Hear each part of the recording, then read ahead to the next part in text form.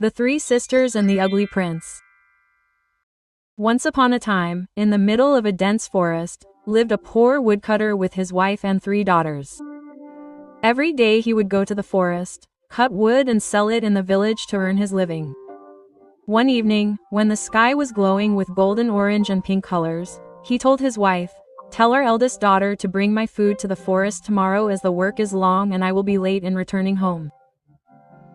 The next day, the eldest daughter put roti, paneer and a bowl of yakni in a small basket and left.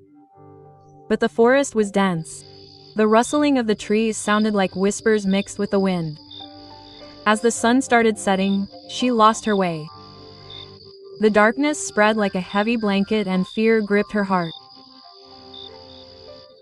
As fear started to overpower her, she saw a dim light shimmering between the trees.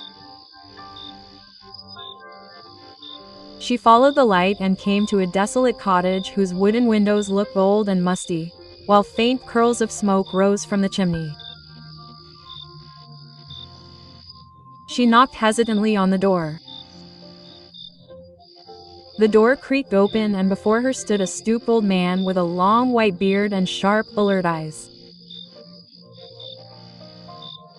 Behind him stood a hen, and a spotted cow, whose eyes shone in the dim light of the wax leaves. "Good evening, sir. I have lost my way. May I spend the night here?" The girl said politely. The old man turned to the animals and asked, "Shall we let him in?" The animals nodded. "Then you may stay here," the old man said, "but first you must prepare a meal." The eldest daughter prepared a delicious meal and placed a steaming plate before the old man. But as she sat down to eat, she ignored the animals who were staring at her with hungry eyes. When she asked for a bed to sleep at night, the old man pointed to the stairs and said, "You can go up and sleep." The girl climbed the stairs with a grateful heart. As soon as she got into bed, a loud creak was heard.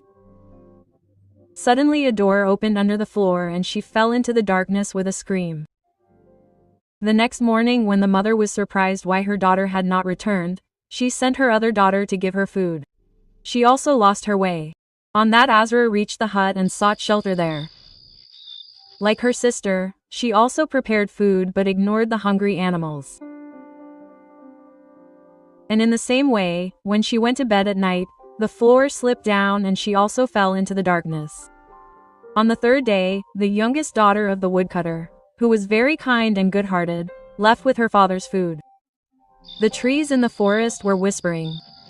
Their shadows were long and dense. But she kept moving forward bravely.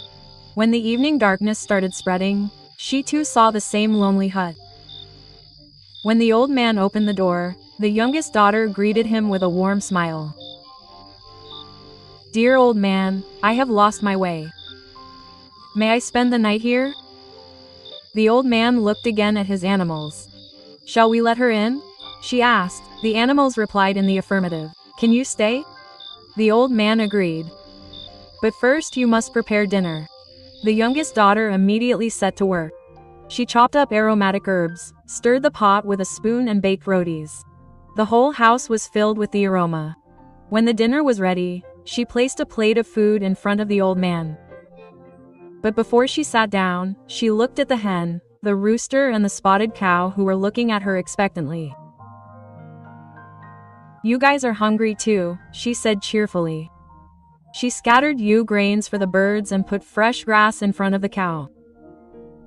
The cow rubbed her head against her side lovingly as if in thanks.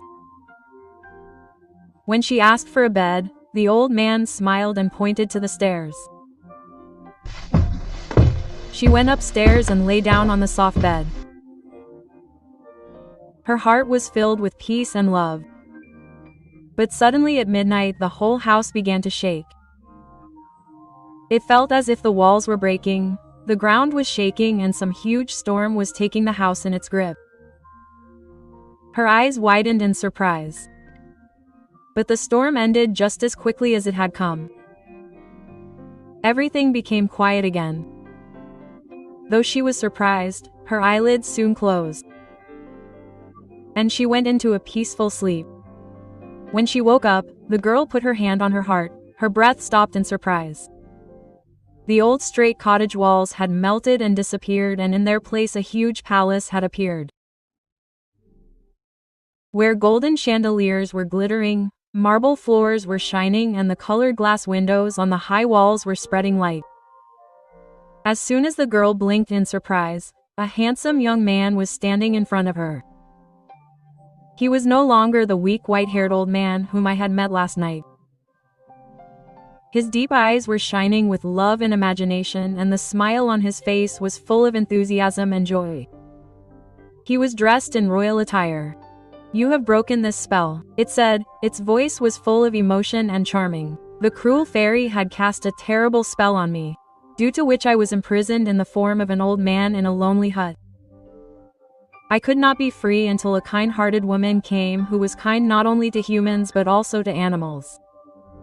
Your kindness and compassion freed me from that imprisonment." The prince called 2 courtiers whose eyes reflected happiness and imagination. Both of them were husband and wife, and told that these were the hen and the beautiful woman had flowing golden hair, and she was dressed in golden attire, and the man was wearing a hat with feathers.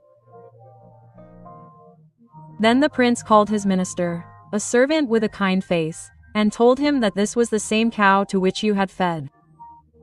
We were animals under a spell, which were the effects of an ill-fated curse. But you did us a favor that no one else would have done. That is why we have returned in our original form." A benevolent lady bowed down and said. The young girl, overwhelmed with surprise and emotion, put her hand on her chest. The magic that was wafting in the air had now stopped. Then the prince came forward. There was great respect and softness in his eyes. "Come," he said softly, "you saved us, and I want you to stay with me forever." On his orders, the fast messengers rode on the horses and reached the entire country and called the girl's parents to the palace. When they reached there, they were stunned with surprise. His daughter, who was in her 7 clothes till yesterday, was standing with the prince dressed in royal clothes today. The prince bowed in front of them, with immense respect and devotion in his heart. "Your daughter has freed me from an unending sorrow," he said seriously. "If you permit, I want to ask for her hand." The woodcutter and his wife, whose eyes were brimming with tears of joy, hugged their daughter and agreed. But justice was not yet complete. The prince looked at his royal guards and said in a strong tone that he himself will have to teach the sisters the lesson that they never learned. Therefore, the elder and middle sisters were sent to a dense forest, where they were put in the ears of a coal. There they will remain in strictness until their hearts become soft and humble. Not only for humans but for every living being. Only when their hearts change, they will be allowed to return. And as far as the youngest sister was concerned, she was dressed in royal silk attire and was declared the princess of the palace. The wedding celebrations were so grand that they continued for several days.